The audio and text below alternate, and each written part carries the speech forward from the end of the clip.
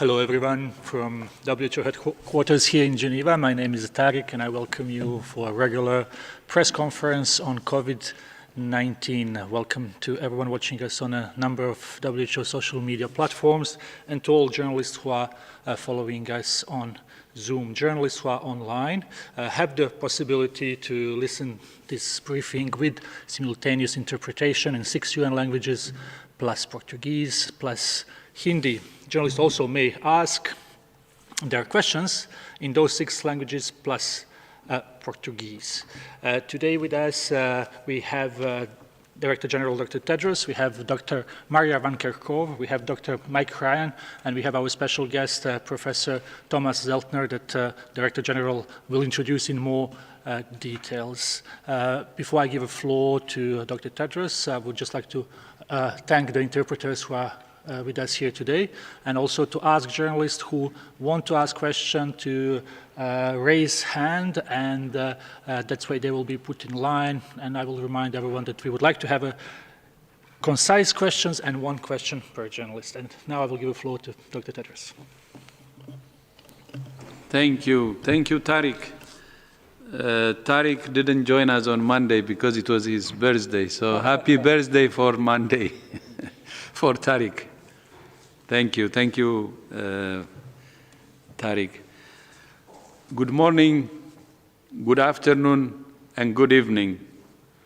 Yesterday, 40 million health professionals sent a letter to the leaders of each of the G20 nations calling for a healthy and green recovery from COVID-19. I fully support this. The human cost of COVID-19 has been devastating, and the so-called lockdown measures have turned lives upside down. But the pandemic has given us a glimpse of what our world could look like if we took the bold steps that are needed to curb climate change and air pollution. Our air and water can be cleaner, our streets can be quieter and safer, and many of us have found new ways to work while spending more time with our families. Yesterday, WHO published our manifesto for a green and healthy recovery from COVID-19 with 6 simple prescriptions. First, protect nature, which is the source of the air, water, and food on which human health depends. Second, ensure that homes and health facilities have water and sanitation, access to clean and reliable energy, and are resilient to climate change.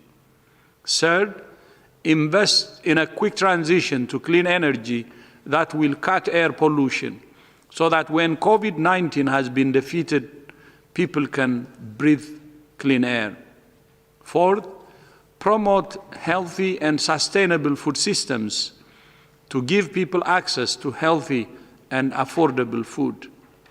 Fifth, build cities that integrate health into all aspects of urban planning, from sustainable transport systems to healthy housing. And sixth, stop subsidizing fossil fuels that cause pollution and drive climate change.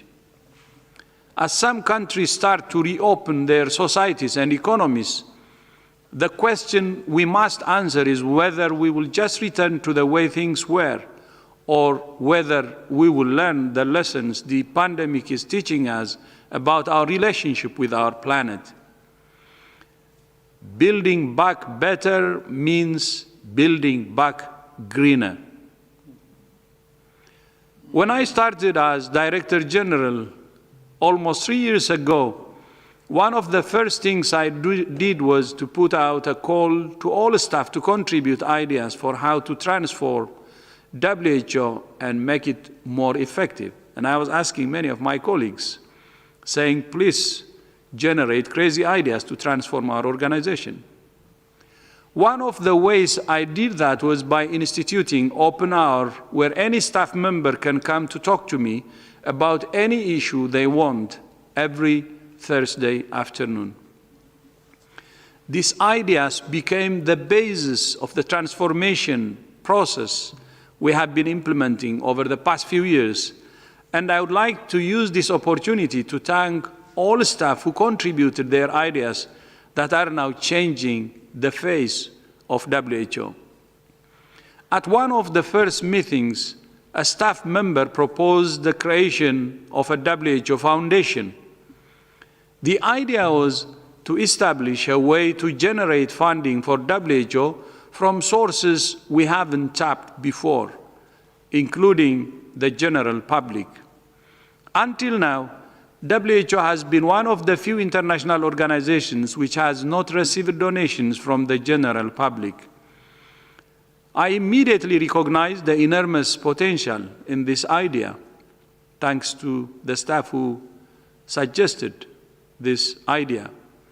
It's well documented that one of the greatest threats to WHO success is the fact that less than 20% of our budget comes in the form of flexible assessed contribution from member states, while more than 80% is voluntary contributions from member states and other donors, which are usually tightly earmarked for specific programs. In effect, that means WHO has little discretion over the way it spends its funds, almost 80% of its funds. We have been working hard to encourage member states to increase the proportion of flexible funds they give us. And we are very grateful for those countries that have given us greater flexibility in recent years. And there is improvement. But for WHO to fulfill its mission and mandate, there is a clear need to broaden our donor base and to improve both the quantity and quality of funding we receive, meaning more flexible funding.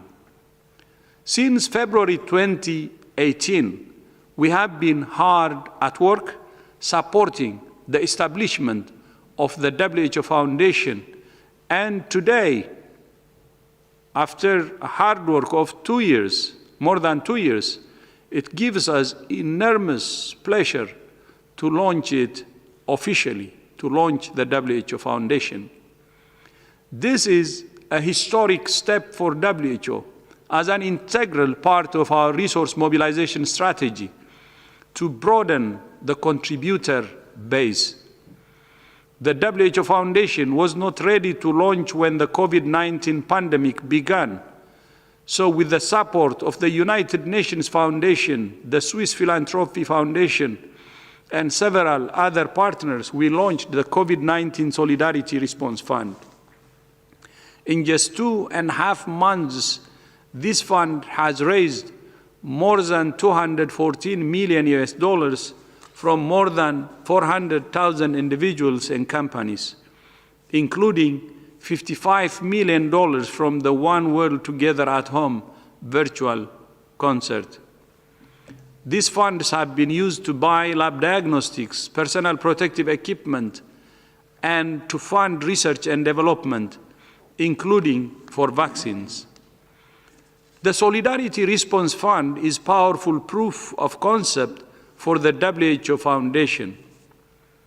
To further promote the Solidarity Response Fund, WHO has partnered with the Animation Studio Illumination to launch a public service announcement today aimed at children featuring the beloved animated characters, the Minions and Gru, voiced by the actor Steve Carell, to promote ways for people to stay safe from COVID-19.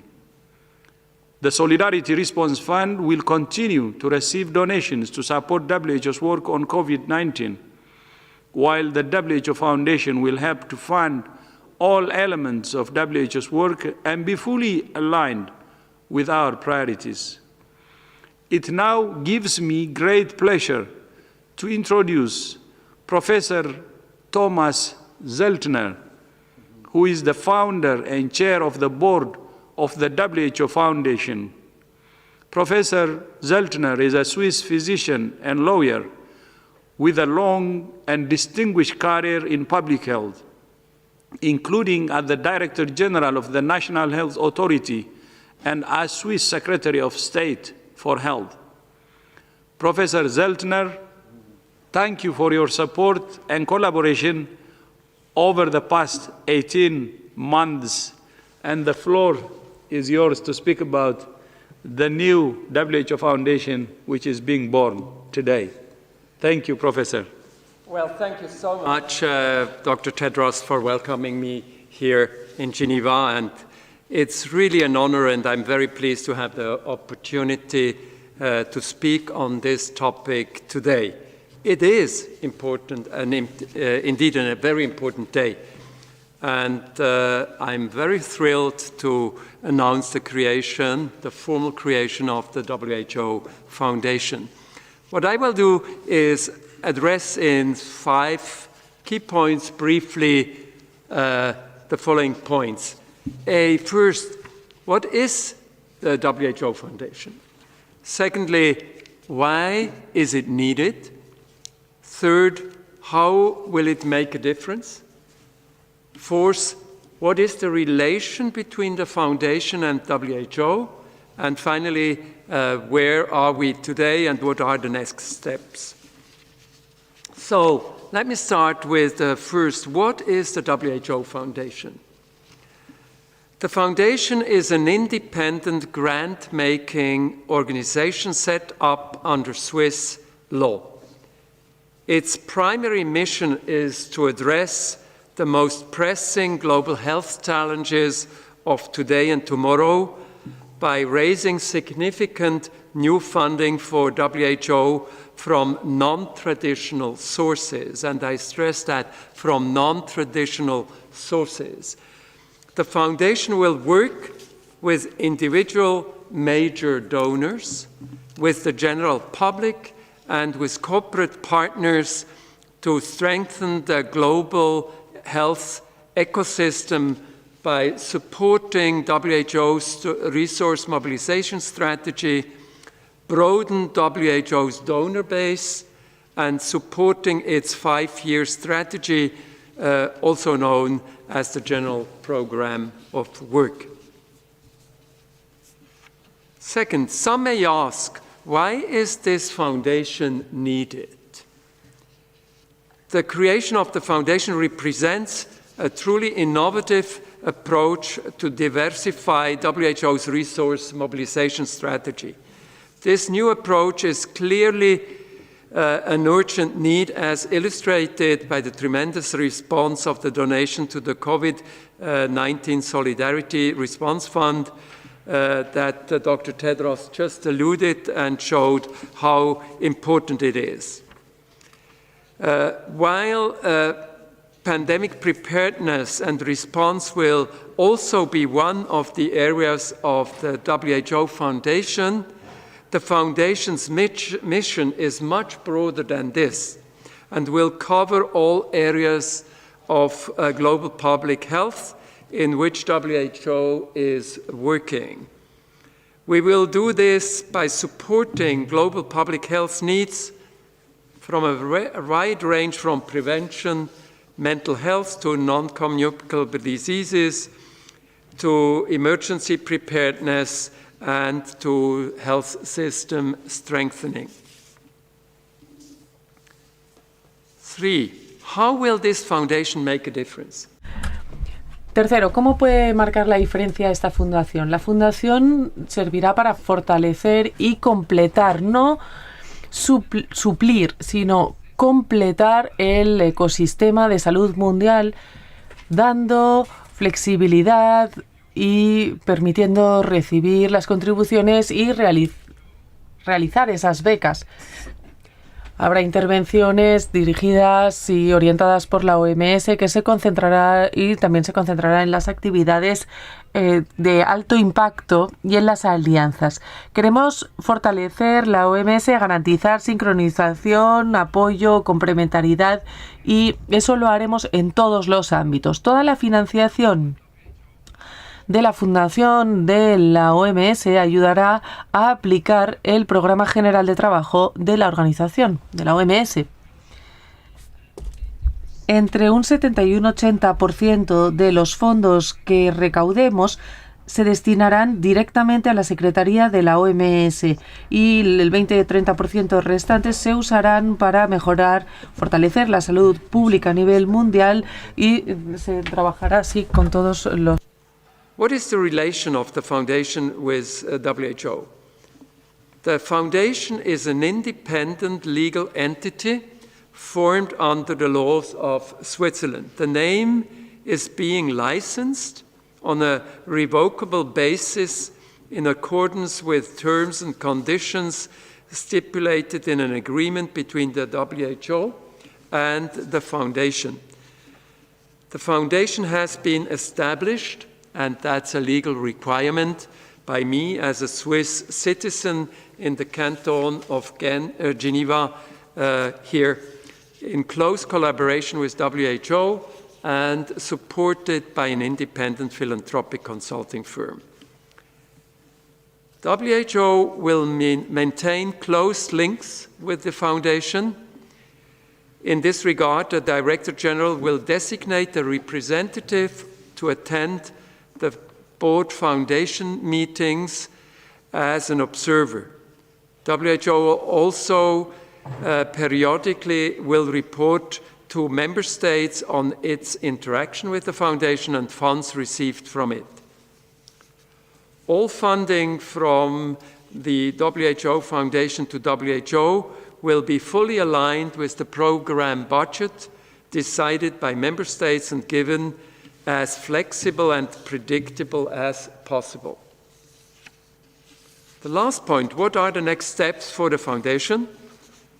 While we have established a possibility to receive donations right now under a new homepage, whofoundationproject.org, and I invite you to look at it and to feel free to donate. We currently are in the process of forming a secretariat for the foundation and starting the search of a CEO. In addition, we are in the process of expanding the board to include prominent and diverse personalities from all WHO regions. I'm truly humbled and honored to be the founder of this initiative, and thank you, Dr. Tedros, very much for this opportunity, for your confidence and for all your support in launching this initiative, which has been in the making for 2 years, as you mentioned. I would also like to thank the advisory group that has helped us in establishing this foundation. Very much thank you, all members of this group. We very much look forward now to engage with individual major donors, with the general public and corporate partners to tailor partnerships with the ultimate goal of supporting SDG 3 to help future generations to overcome health challenges of today and to thrive tomorrow.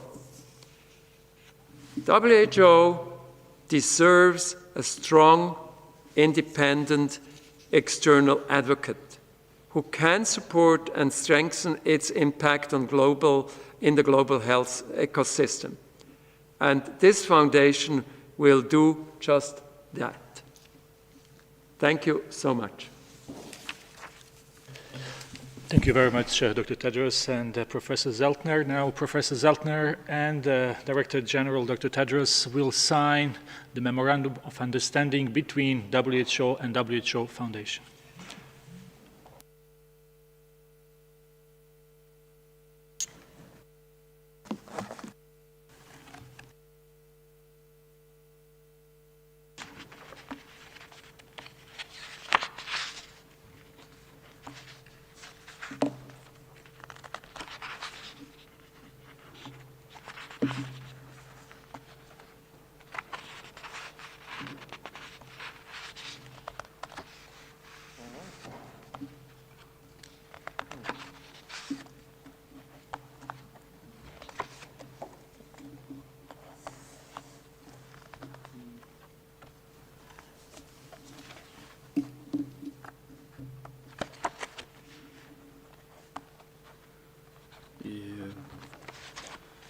Many pages, huh?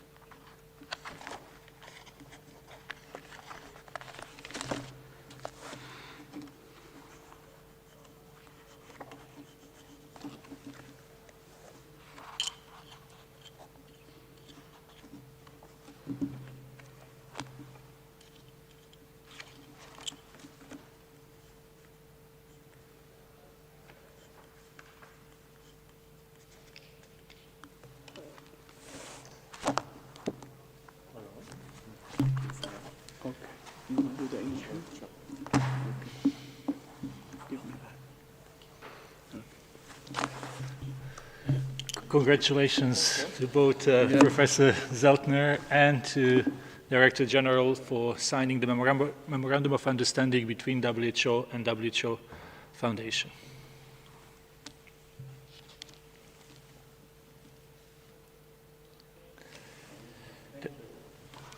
Thank you. And now we will start with our session with journalists on questions and answers. I will remind journalists that they can listen answers and they can ask their questions in 6 UN languages plus Portuguese, and they can also listen in Hindi, and we would like really, if possible, to have short and concise questions. So we would start first from our colleague based here in Geneva, Laurent Sierra from Swiss News. Laurent? Yeah, thanks, Tariq. Can you hear me? Yes, very well. Thank you, and thank you for taking my question. A question to Dr. Tedros on the new foundation that was just launched. I know that it's an independent foundation, but given the recent tensions with the US on the funding of the organization, do you consider that as a model for future reforms of the funding structure of the organization in order to prevent in the future that one member state could jeopardize the efforts of the organization?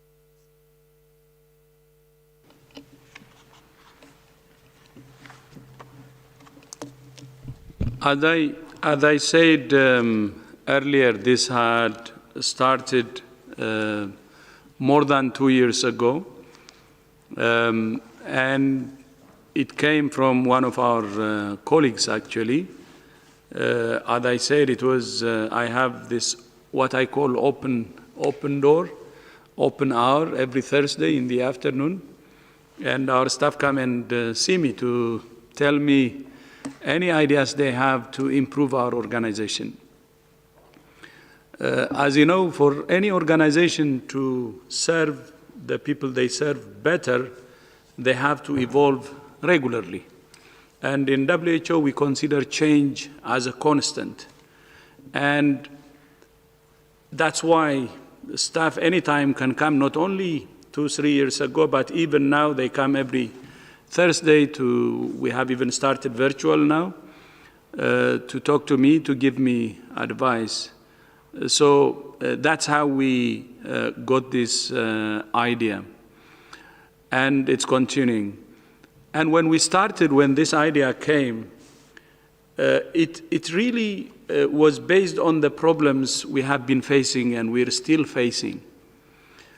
Most of the funding we get, which is 80%, is not flexible. It's earmarked, and our discretion to use it based on other priorities is really limited. So that's why we said, I think in order to improve flexibility, we need to have additional resources and unearmarked resources, and this is a good solution and we have to pursue. And not only it helps us, of course, to improve the quality of the funding we have, but we also knew that it can address the other problem we face, meaning most of the funding comes from a limited number of donors, especially the voluntary, and it can help us in broadening the base, not only the quality of the funding itself. And having additional resources, especially, as Professor said, the funding will come from non-traditional, so it's a plus, and it increases the sources of funding we get. But not only that, we want also additional funding, because based on the transformation we had, we need to invest more in programs, especially if you take the healthy population, one of the pillars we have, which is least funded. And this idea helps us, the WHO Foundation, to increase the volume too, the quantity, so we can expand our programs. And investing in healthy populations is really key in promoting health. We have to actually, as WHO, focus on keeping people healthy. Our focus should not be in managing disease, but in preventing it from happening and in helping people to lead a healthy life. That's one area actually which is least funded, which addresses the root causes of the problem. This is the food we eat, the air we breathe, the environment we live in, and the other factors that can bring ill health or can keep us healthy. Investing in promoting health is very important, and that's why the additional funding we can get through this foundation and, of course, other sources can help us also to really invest in this one program which is least funded, which we identified now based on the transformation as one pillar and the major pillar. Actually, we call it the entry pillar, because that's the healthy population's promotion of health, which is the entry pillar and the most important. And the reform has been completed, the design part, by March 2019. And this was part of that design, and it was already 1 year in the process last year. So this has many benefits, as I said, and it has nothing to do with the recent funding issues, but this is something that started with the transformation that can help the organization or WHO to improve the quality of funding, to increase the amount of funding, to serve the people we serve in a better way. Thank you. Thank you very much, Dr. Tedros. So we will try to go to the next question that comes from Nicolas Norbrug from Jeune Afrique. Nicolas, you would need to unmute yourself. Can you hear me? Yes, Nicolas. Please go ahead. Great. Thank you very much. Good afternoon. Many African governments are now starting to reopen their economies. What can they learn from countries worldwide who have themselves already started to emerge from lockdown? Are there any cheap or low-tech versions of contact tracing that might be available to them, for example? And if not, how should they go about this opening up? Thank you very much for the question. Indeed, there is a lot that all countries can learn from each other as we learn about the virus, as we learn about which control measures work and how they are implemented, as well as how many of these public health and social measures or so-called lockdowns are lifted.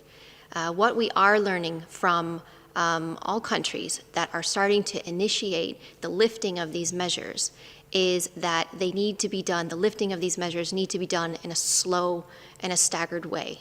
And it needs to be done using a data-driven approach, meaning do we have the infrastructure in place, the public health infrastructure in place to know where the virus is? The low-tech solutions that you mentioned are people.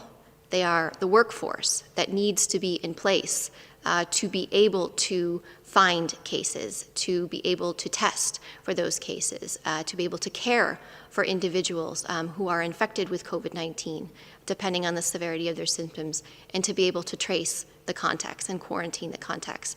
And that needs people. It needs a workforce that is educated and trained that can perform those functions. There are apps that we have talked about before that can support that, but it doesn't eliminate the need for people. What we are learning from those that are lifting the lockdown is that the ones that can do this well, the ones that are teaching us, they have the public health infrastructure in place. So in several countries in Asia, for example, in countries in Europe that are lifting these measures, what they're able to do is quickly identify cases and look at the metrics. How many cases are being detected? What do the bed occupancy look like? What are the numbers of deaths over time? What is the reproduction number? You know, there's certain criteria that need to be looked at. And that is something that all countries can do. But the best advice we have seen, we have learned, is that it needs to be done in a slow way. Not all measures can be lifted at once, certainly not nationwide. Taking an approach of looking at where is transmission least and looking at that at a geographic level, but also doing it a slow way. Yeah, and if I could I just maybe add here, there's sort of a perception that all technology and all knowledge moves from north to south on this planet.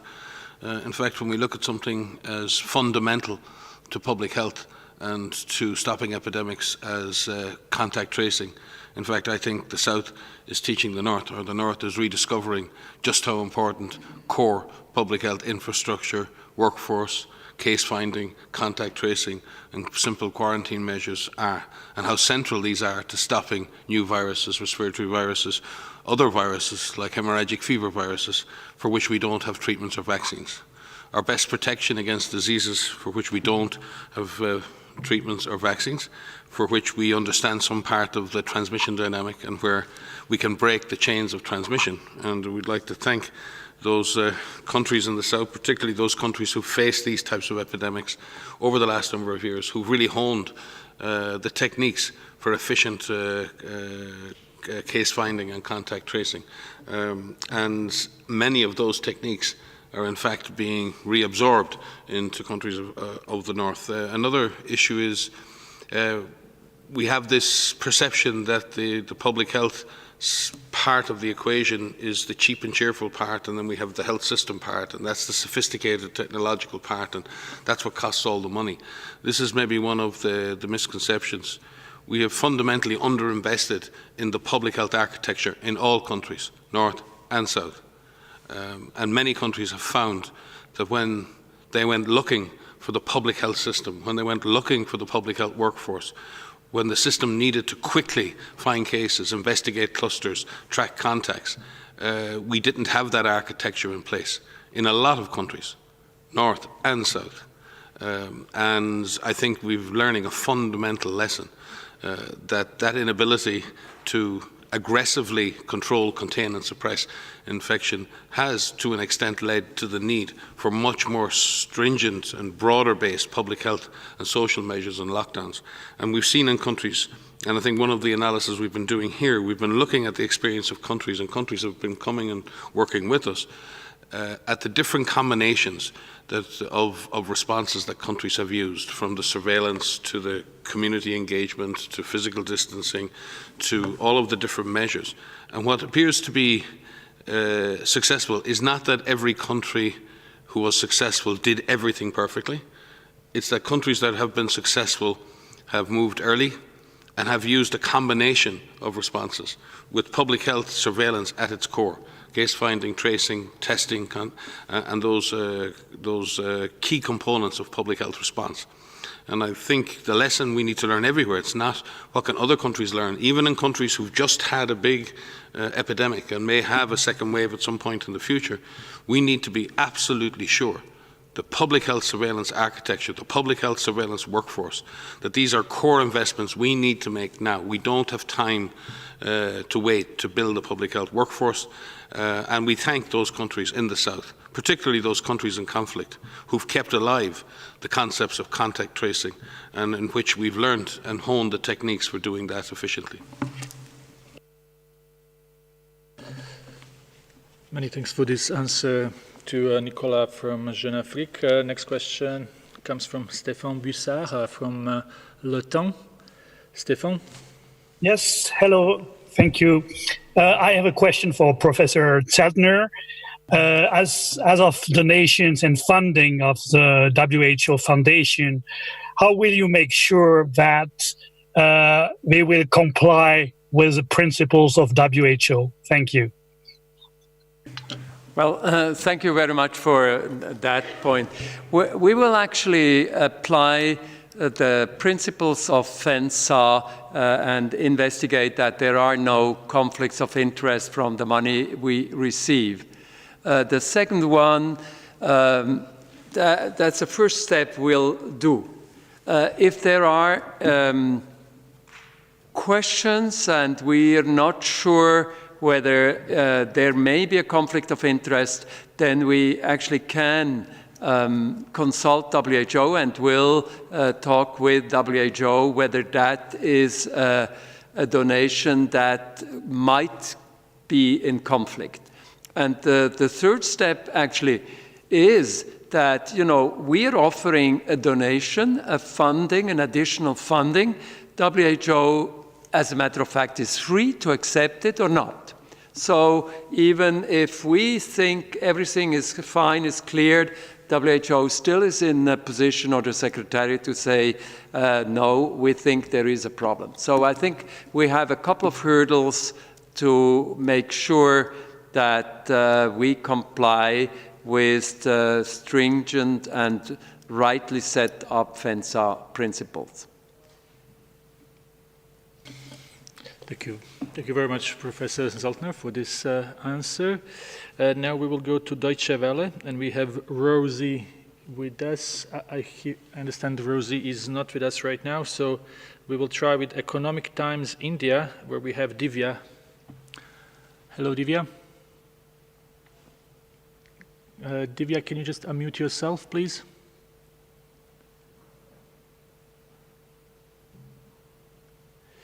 We are trying to get a connection with the Economic Times India. You would need just to click unmute. Okay, so we may come back to Economic Times of India. Let's try with the Brazil now. Letizia Naissa from Brazil. Hi. Hi. I have a question about prediction of pandemic.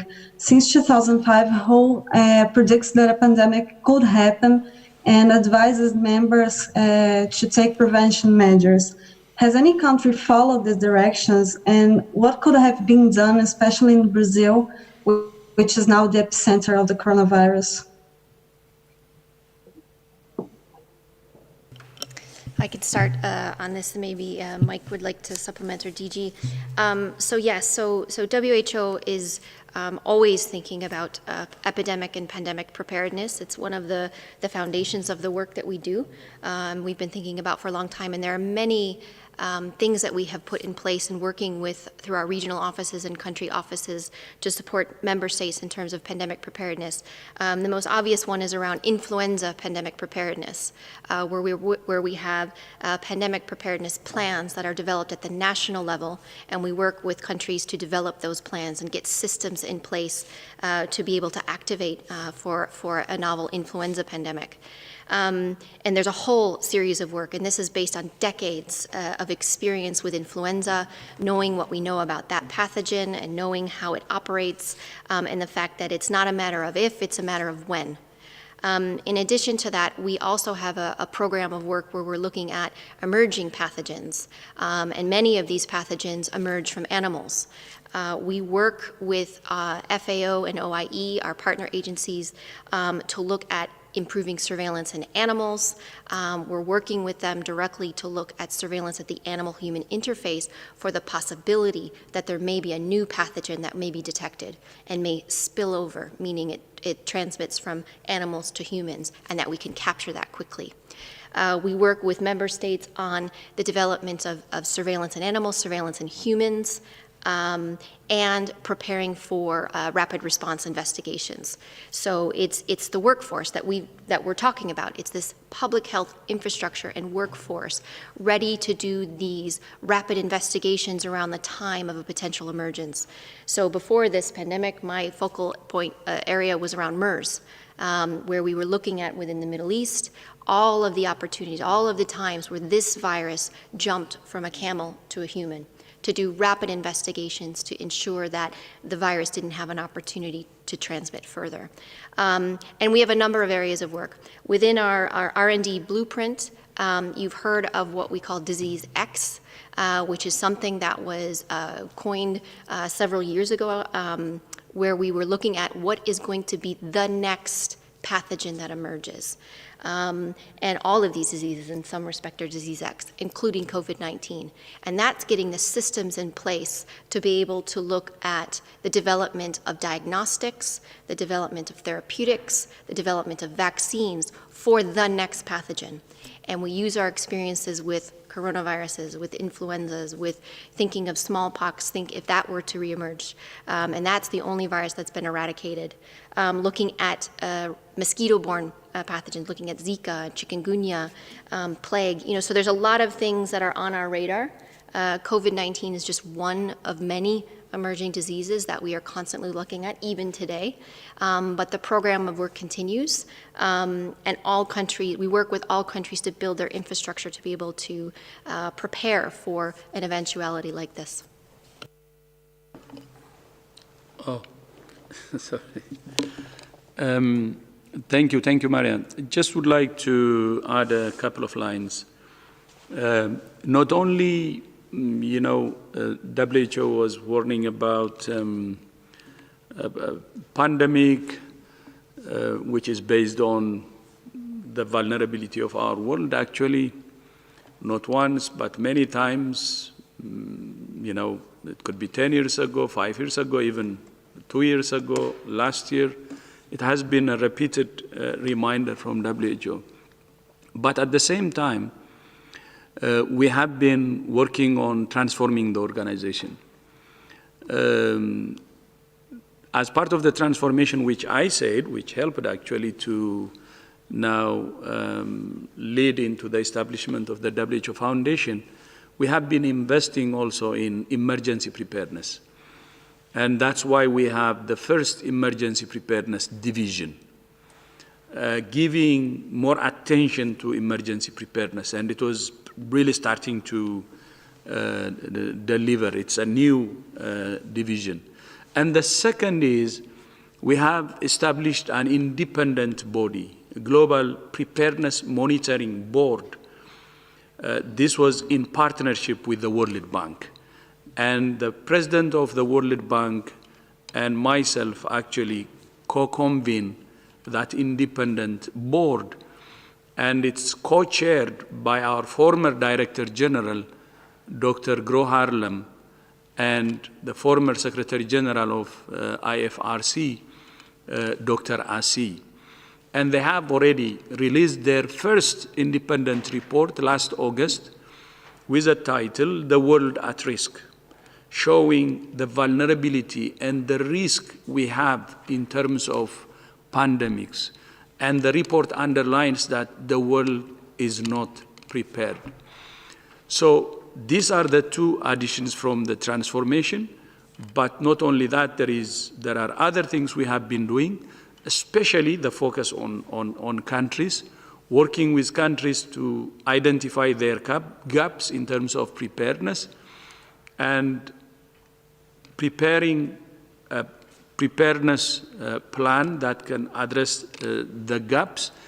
One of the challenges we faced actually is, although many countries, more than 70 countries, have now a plan that identifies where the gaps in terms of preparedness are, but the financing has not materialized. So going forward, I think the world has learned its lessons. We will make sure that the assessments are done again, revised, gaps are identified, and plans are prepared, and finance those plans. They shouldn't end up in shelves. Finance these plans and make sure that countries are better prepared to fight, to finish the current one, but to prepare for the next epidemic, which may happen because we are still vulnerable.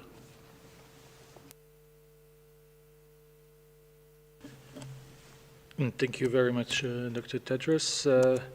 For this next question comes from John Zaracostas. John, can you please unmute? Yes, yes. Can you hear me? Yes. Yes, good afternoon. My question is to the professor and also perhaps to the Director General. You just mentioned earlier, sir, that you'll be following the principles of the FENSA. I was wondering, will your MOU also require you to register as other foundations under the FENSA and be subject to the FENSA scrutiny as all the other charities and foundations and non-state actors participating in WHO?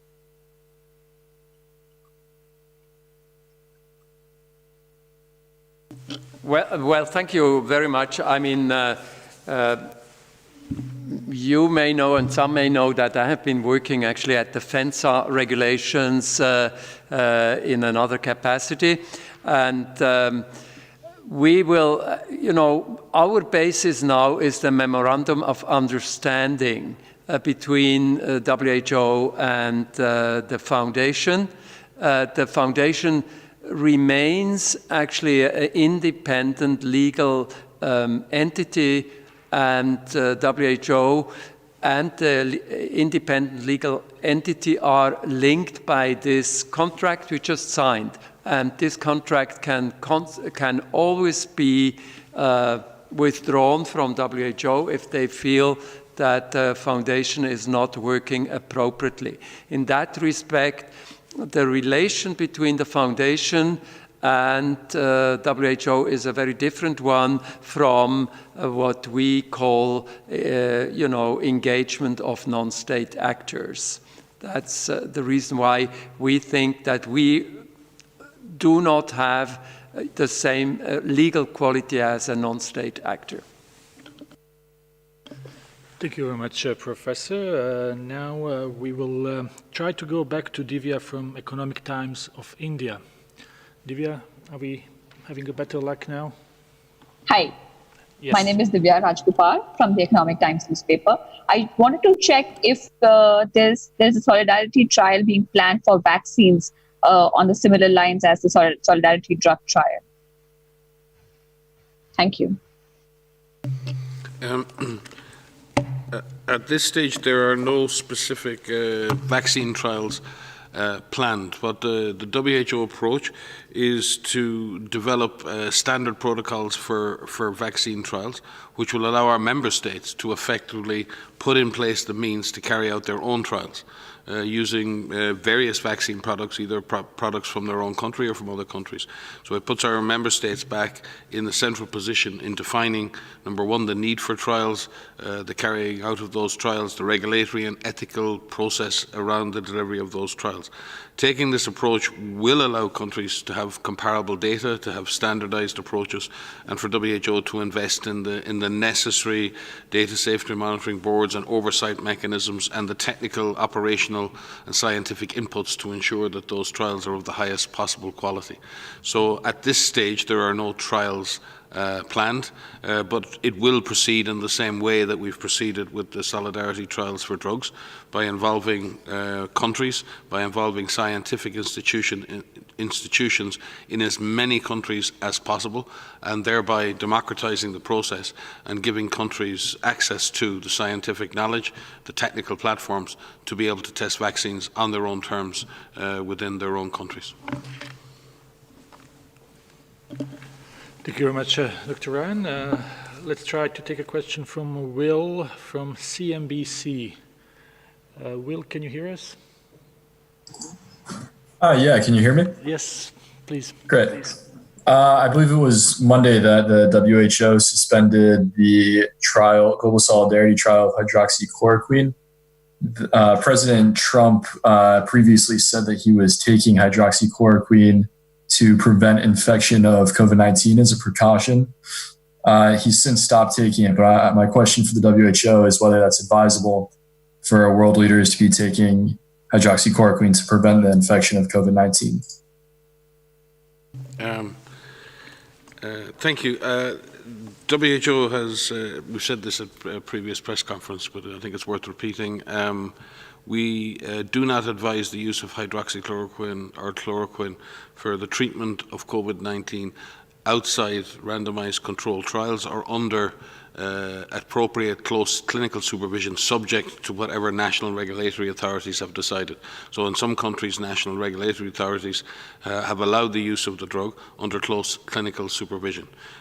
From that perspective, I think WHO's advice on this is clear. As you will have noted from previous press conferences, we've temporarily halted the randomization of patients into the hydroxychloroquine arm of the solidarity trials, while we, with an abundance of caution, just check on the safety issues around the drug and ensure that we can hopefully continue at that once those checks have been done. Important again to reiterate that these drugs are extremely useful drugs in the treatment and life-saving drugs in the treatment of other diseases, particularly lupus and malaria as a primary use and other autoimmune disorders. It's extremely important that people on those drugs and under the appropriate clinical supervision are continuing to take their prescribed medication and continue to have access to that medication. The concern regarding hydroxychloroquine and chloroquine refers specifically to the use of this drug in the treatment of COVID-19 patients. And as we said, there is no empirical evidence that at this point that these drugs work in this case, either for treatment or for prophylaxis. But again, we look forward to the outcomes of the trials when they are completed. If I could add, I won't speak to the specific questions about chloroquine or hydroxychloroquine, but just to say that WHO has released updated clinical guidance today. And this is a very detailed document which is aimed at medical professionals and ministries of health to advise on how to care for patients who are infected with COVID-19, whether it's mild for symptomatic treatment, whether they have pneumonia, whether they have a severe disease or septic shock. And it's quite detailed, and I just thought it would be a good opportunity to mention that this will be posted today if it's not posted already right now. But it is important that anyone that is seeking treatment seeks that treatment with the advice of their doctors. And so while we are able to put out this guidance based on the latest evidence that we have, and as Mike has said, we don't have any specific treatments yet, but these clinical trials are underway. There is advice that we do provide for ministries of health and medical professionals all over the world. Thank you very very much. We have time for one or two more questions, so let's go to Agence France-Presse, Agnès Pedrero. Agnès? Yes, hello, do you hear me? Yes. Bonsoir, je vais poser la... Good evening. I'd like to ask my question in French. Thank you for giving me the floor. I wanted to know, it's a question for the WHO. I'd like to know what you think about the theory of crossed immunity with other coronaviruses, which could protect against the SARS-CoV-2. This was a hypothesis that came up recently with American researchers. I would like to know what you think of this theory. Maria will give you a more detailed answer as to the cross-protection of other coronavirus infections with regard to COVID-19. There is certainly some evidence with regard to T cells that if you have a previous coronavirus infection, you may be able to mount a more rapid response to COVID-19, but there is no empirical evidence that previous coronavirus infections protect you from infection with COVID-19. The jury is still very much out on that, but it is interesting to note that, at least in some of the studies, that if we're getting a more broad-based T cell response, there's more hope then for vaccines and others producing a more long-term immune response. So for me, this information is very important. It gives us hope that we're getting the kinds of immune responses that may be helpful for long-term protection, and may also mean that vaccines have a broader protection. But Maria may have more technical detail on the cross-protection issues, because much experience with SARS and MERS and other coronavirus. Thanks, Mike. So yes, no, I mean, this is welcomed news to see this type of research and to see that there are specific studies that are looking at a T cell response. There are a number of assays that are out there that are looking at the immune response, measuring different elements of that immune response, including neutralizing antibodies, T cell response. Most of the serologic assays that are commercially available are not looking at a T cell response. They're looking at IgM, IgG, not even neutralizing antibodies. The assays that can do that are more specialized labs. And so what WHO is doing in our support for seroepidemiology globally to really understand the immune response, to understand the extent of infection, is three different things. One is we are working with collaborating laboratories globally who have experiences with coronaviruses and with FIND to evaluate the serologic assays that are out there, that are available. How well do they work? What are they measuring and how well do they measure that? And that is something that is ongoing. You've heard me speak about before. The second thing that we're doing is we are working with several researchers globally and also NIBSC in the UK to develop an international serum panel, which we have recently shipped to a number of labs across the globe to be able to validate and evaluate the assays that are out there, and to come up with a standardized serologic assay. Again, that is also in development. And the third thing that we're doing is we've provided these core protocols, similar to the core protocol that we have for the Solidarity trial. These are for seroepidemiologic investigations. And we're working with countries to look at the extent of infection as measured by these antibodies. From the available studies that we have, there's 2 published studies and there's more than 20 that are available in preprint, and many we've received some results through press release. We haven't fully been able to evaluate the assays. And one of the important things is to look at the cross-reactivity with other coronaviruses and see if that is a factor in the immune response that people have. So this is something that is under development. But yes, so the results from the T cell is welcomed news, and we know that there are a number of labs that are additionally looking at that as well. Thank you very much for this. We will conclude this press briefing here with a special thanks to our special guest, Professor Zeltner. We will have an audio file sent to you very soon, and transcript will be posted tomorrow, as well as a number of announcements and news from different WHO regions and country offices. I wish everyone a very nice evening. Thank you, Tariq, and thank you, Professor, for joining us, and thank you to all online who have joined today. Thank you so much. See you on Friday.